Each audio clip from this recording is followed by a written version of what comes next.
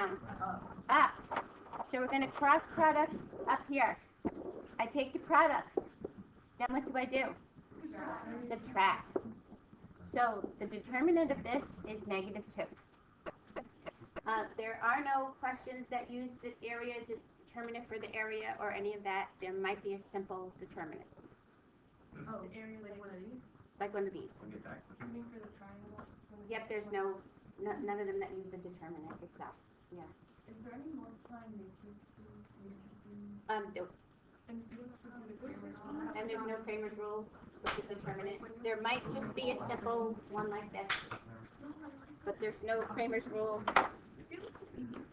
Well, some of the things were taken out. I feel it's easy too. I feel it. The only part that I don't like is that you don't get a choice on your questions. Like the way we had it before, the first part you could omit like 1 or 2, and the second part you could omit 1 or 2, whatever it was, like 3 out of 5 out of 8 or 4 out of 8 or whatever. I like the omit part because you get one that you can have done, and we've talked about this. You tend to stay on that one, and so this way you can just bypass that. But this one you have to do all of them. But you say to make the questions easier, so.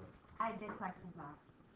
We just study just our review. Just the review. There's nothing on that test that's not on this review. Okay. In fact, things I took away, you didn't really need to be bothered with, so I took some of them away that you didn't have to worry about. Okay, so now, usually 3 variables we need 3 equations, but we don't have 3 equations. We only have 2, so this is a special case. This is a Diophantine.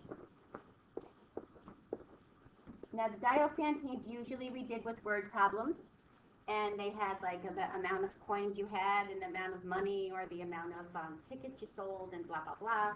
So this one, remember, all positive integer solutions. So does that include 0? No, 0 is an integer, but 0 is not positive. It's neither positive nor negative. So you're going to start this by taking out all your coefficients, and you're going to make a matrix. And all you have to do is RREF. So get your matrix, and the matrix will look like this.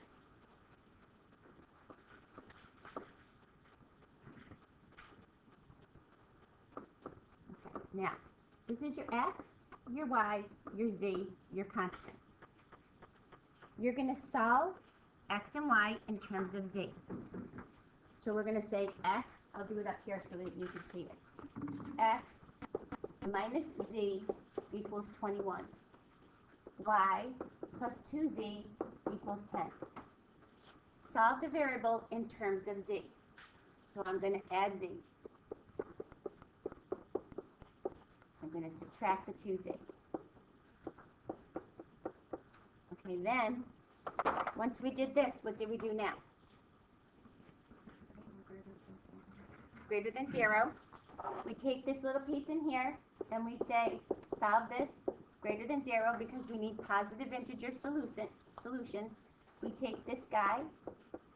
This is going to give us the to and from for our table.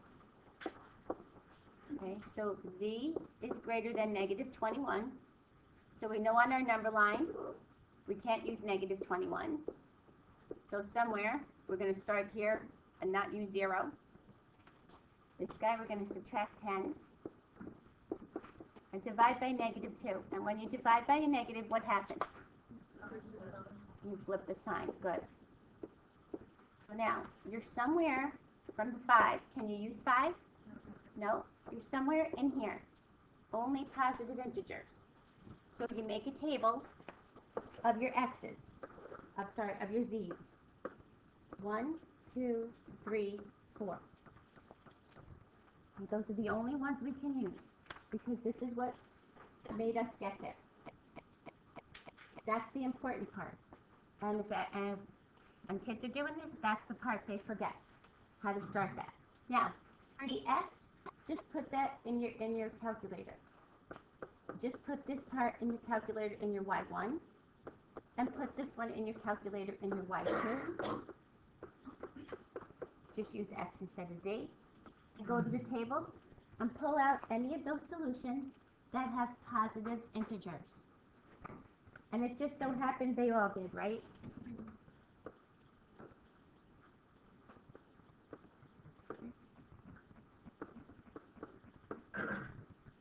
So are you done? You got to put them in X, Y, Z order. So just start with the X, do the Y, do the Z, and hook them up. The X, the Y, and the Z.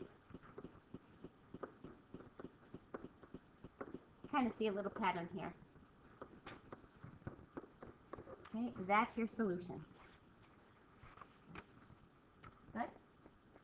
Easy, right? Okay. Questions at all on this? Let's go to number 4. Okay.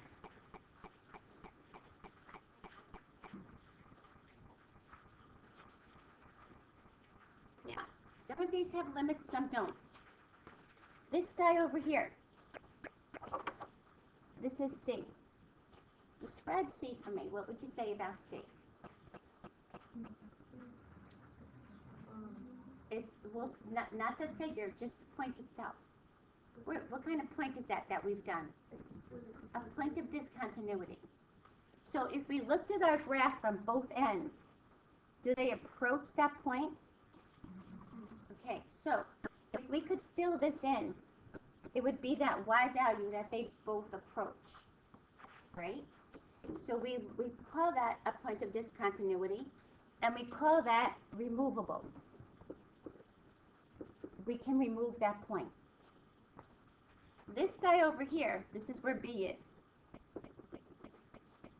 Something else happened here. Did they approach the same point?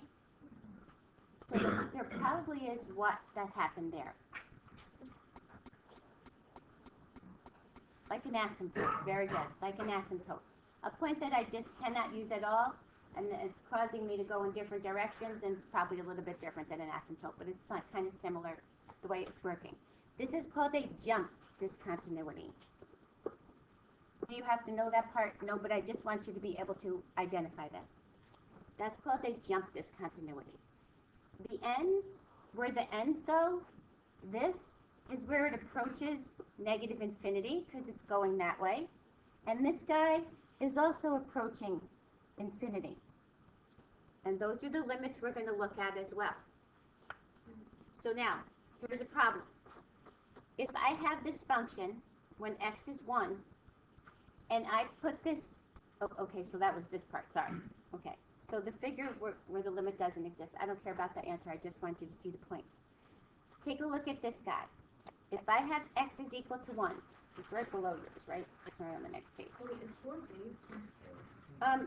Where the limit does not exist, does exist, well, these are the does not place. This is where we have a limit. We approach that number. So it's this guy. He's removable.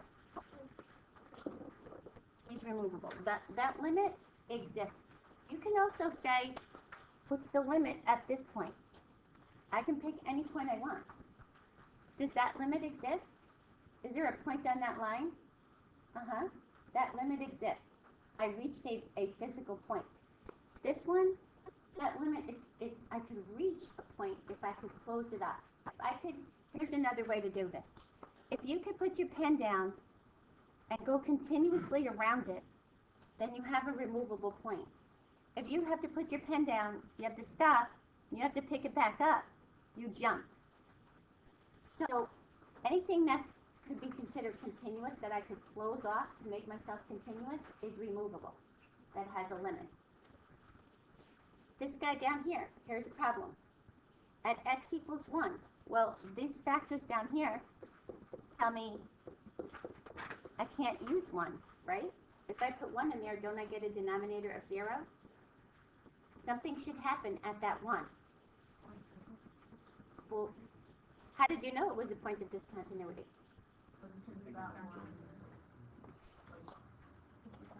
Well, what made you know that? So factor the top. You got to factor first, and now what comes out? this is going to be where your point of discontinuity is. So this guy has a point of discontinuity, right? So I would write it like this. Limit as x approaches 1. This is what we've done this all year, right? Well, not all year, but we did this back in the fall, right? Just the bottom part, we did this. And we said this is a point of discontinuity. And how did I find my y value for that?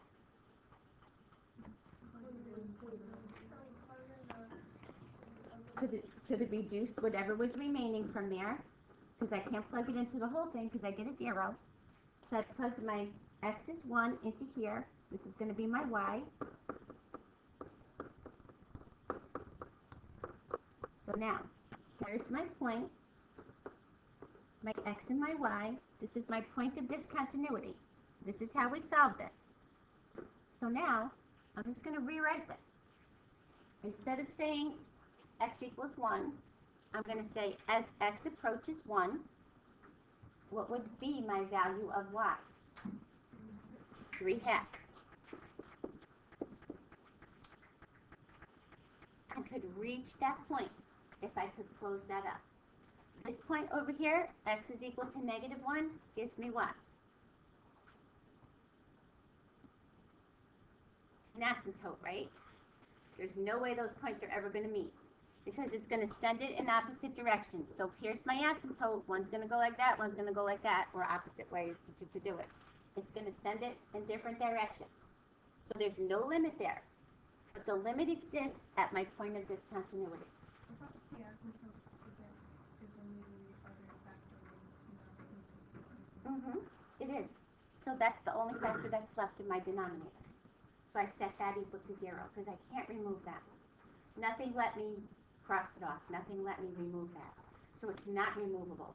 What's left there is going to cause me to jump. It's going to cause me to go to different ends. Okay? So we get it that it has a point of discontinuity, right? This is how we always solved ours. All you're going to see now is it written this way. It's just going to say this. But we do this. We do this and we know and love this. So the answer is 3/2. Is the y value. The answer is 3/2. If I write it like this, the answer is the y value to your point of discontinuity. Oh, yeah, this one would be A. But I like this because this is how we've done it. So all I wanted to do was change it to see how you'll see it with a limit. Okay? If you kindly look at, and I want you to graph these things as well. Kindly look at number 3.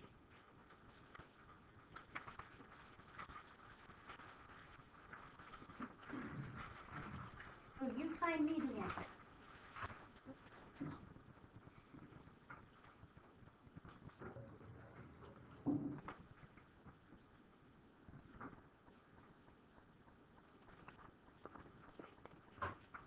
I'll see if I can get this in my calculator while we're speaking.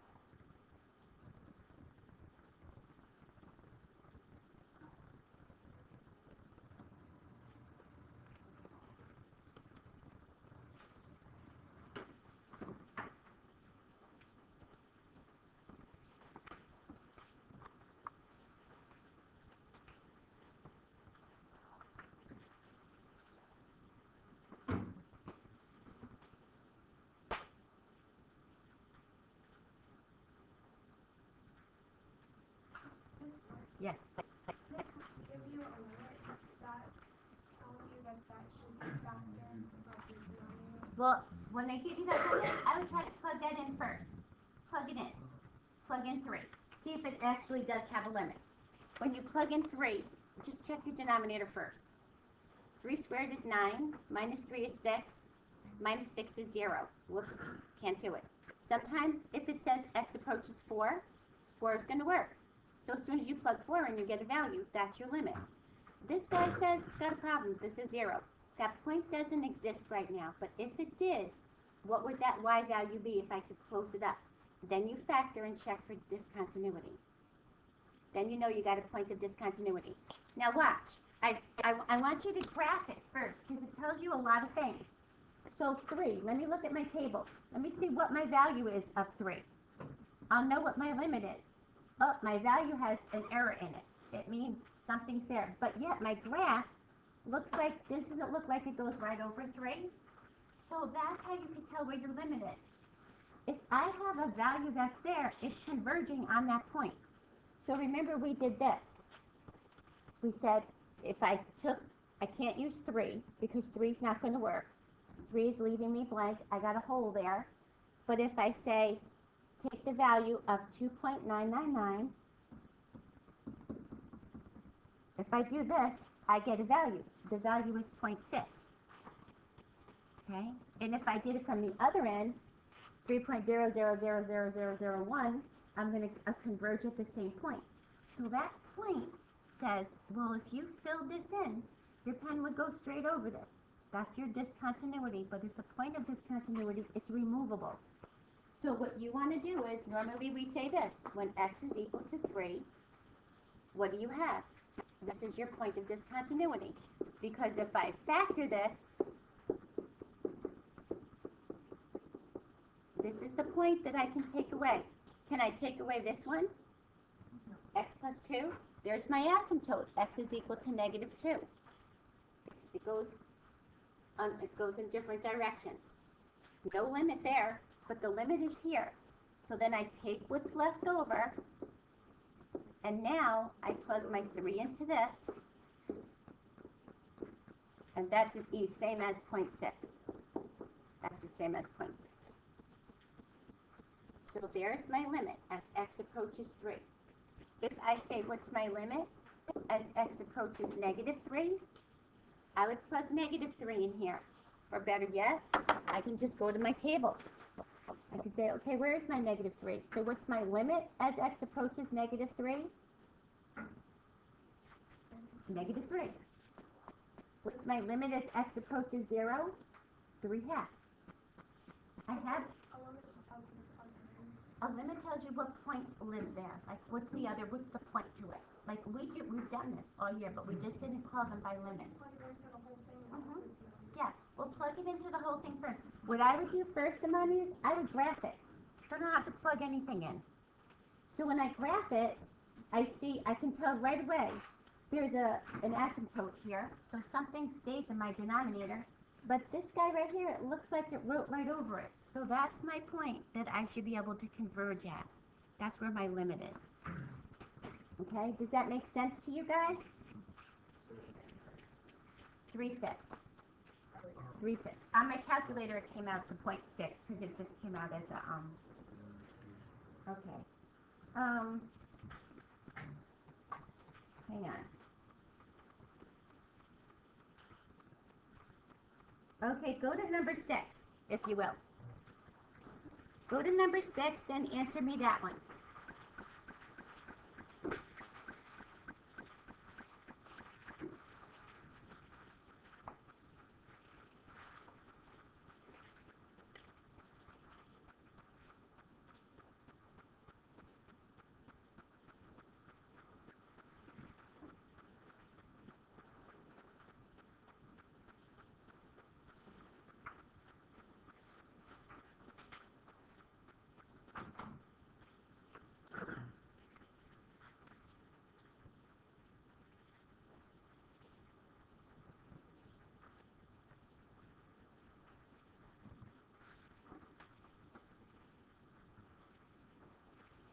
Did we get an answer for this one? What'd you answer? 0. Does that limit exist? Was that limit there?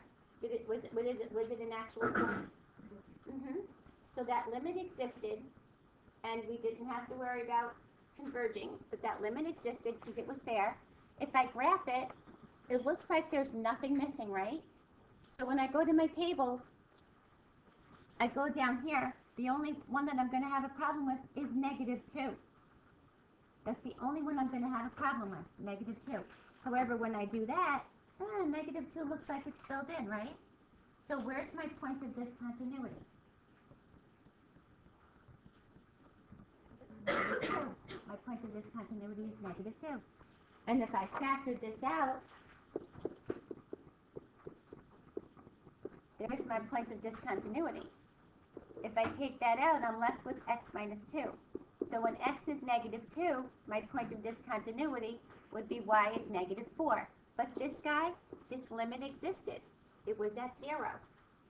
You can tell right from the table. My advice is make sure you graph it first. And you can tell right from your table.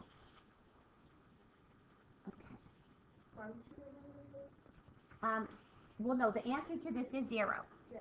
But where is my point of discontinuity? Right here, at negative 2. So if I cancel out the negative 2s, this is what's left. I plug in a negative 2 into here, and I get negative 4. That's how we always did your point of discontinuity, right? So if I said, what is my limit as x approaches negative 2, you would say negative 4. What's the y value to this guy? What would that y value be if I could just fill it in so my pencil could go straight over it and be continuous?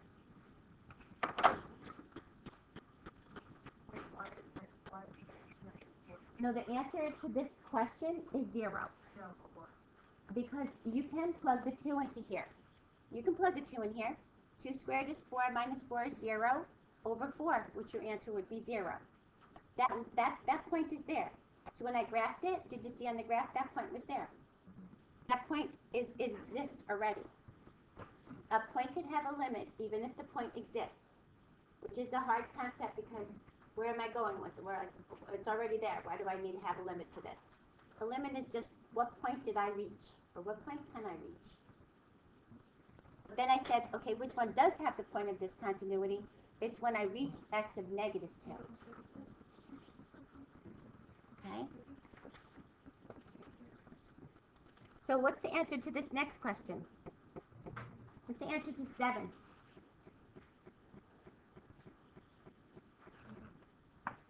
What's the answer to 7? There's no limit. Could I pick a point where they both could meet at? Can't do it. This is a jump. They have no limit. The answer is D. There's no point that I could pick. Is there a point that I could fill in? This is how you tell. I'm coming from here. Is there a point that I could fill in so that my pencil can keep on going? Nope. I got to jump up to here. So there's nothing that's ever going to make me be continuous to that. There's no point of discontinuity. There's a big gap. Can't do the gap.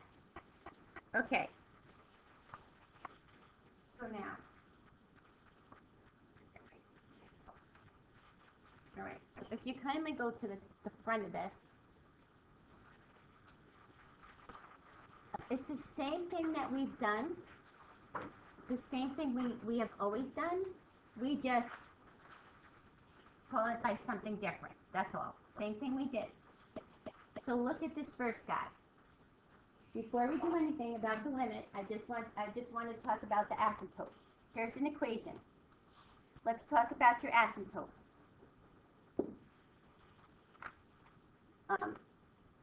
What's your horizontal asymptote? This can't be factored to reduce anything, so don't worry about reducing it. What's your asymptotes for this? Do I have a horizontal asymptote?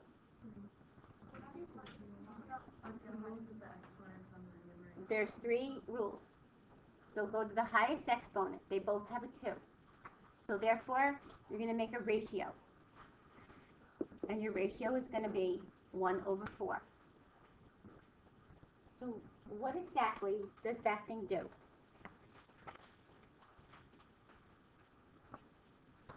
What exactly do I mean when I say this is at 1 over 4? 1/4.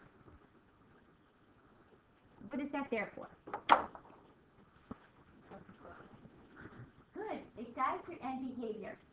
So somewhere along the line, my graph is either going to come this way or it's going to come this way. It's going to ride along that asymptote. Or it's going to go like this somewhere or this somewhere. Somewhere it's going to ride along that asymptote. Okay? So, what the first thing that you would do is graph it. It always takes me longer on my calculator to graph anything. But let's just graph this. And so that you could see, and plug in, put it in your calc, and on the second line equal, plug in 1/4. Why is 1/4? It's so close to 0, you might not see it, but maybe darken it so you could see it.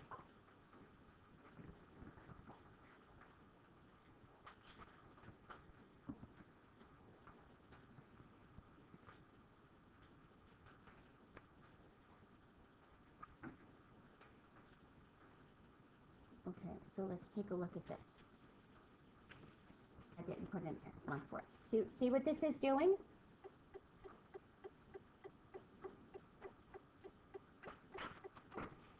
Kind of hard to see because it wrote right over it. But look what your graph is doing. It's going like this. It's actually going like this.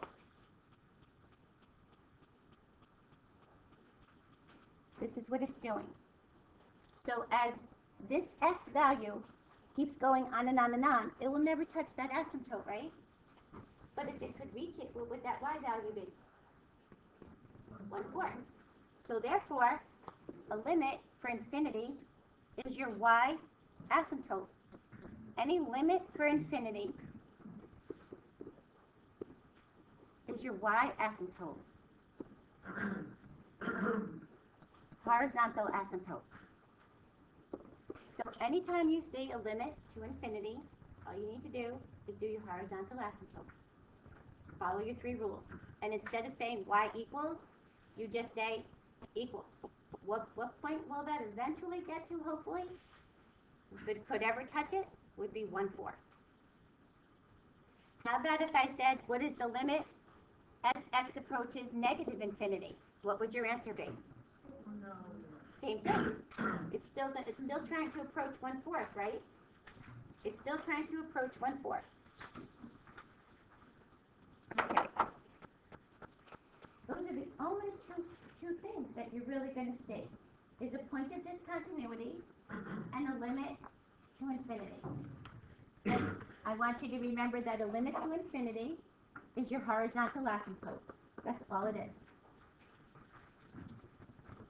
Which, when we did this like a long time ago, I kind of threw in the limit words in there, and I said we'd get back to those limit words. I didn't want to dwell on those since you're going to, Mr. Nee said he's going to do it first thing with you guys anyway, or Ms. Fernandez does it with you. So, I just want you to be aware of these 2 things. So, limit to infinity and limit where you have a point of discontinuity. What does it mean when it says explain? Explain? Oh, I just said like tell everything about it. I just didn't write the question. Just said like what did we do with your sketches? Put this guy in your calculator right now if you don't mind. Let's put this guy in. Let's just walk through this problem because this has a lot of good things in it. And remember, graph these things. I know some of you don't graph them because you don't give me sketches, but graph them. They say a picture is worth 1,000 words, especially when it comes to an equation. Okay, so now, I can tell you everything about this. Where a vertical asymptote is, where my horizontal asymptote is, do I have a max, do I have a min? I can see all this. This is what we wanted to look at. But I want to look at these 3 things. So, I have this equation. What happens when I approach -3? Well, let me go look at my table. Because -3 doesn't show me an asymptote, does it? -3, do I have an asymptote at -3? Nope. So maybe I had a point of discontinuity. I had a point of discontinuity at -3. I can tell you right now where it is. So I'm going to pick a value, and I'm going to say -2.9999999. There's my value. Oh, I approached -0.2. That's my value. I can tell you right now what my value is right off my graph, right? And how would we get that algebraically? We would factor this. We would take this guy out. We would plug in your value of -3 in here, which is -5, which is -0.2. There's your limit. It approaches -0.2. How about my limit when x is 2?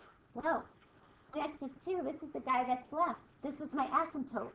Is there a value at negative 2? I'm sorry, at 2? No. And according to my graph, if I look at my graph, is there a point where I could put them together? Nope. Is there a point where I could connect these guys? Nope. So this has no limit. Sorry. Negative 0.2. We factored it and plugged it back into what was left. It's 1 over negative 5, which is negative 0.2. Now one more, guys. Your infinity. Somewhere along here, I can see what's happening. So I look at my horizontal asymptote. When my degree in my numerator is less than the degree in my denominator, what's my horizontal asymptote? Y equals 0. So therefore, what's my limit as x approaches negative infinity? Just plain old 0. And what's my limit when x approaches positive infinity? 0. Okay, so what I want you to do tonight